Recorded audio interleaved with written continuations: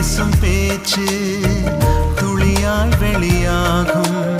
வானவெல்லின் பேச்சு நிறமாய் வெளியாகும். உண்மை ஊமையானால் கண்ணீர் மொழியாகும்.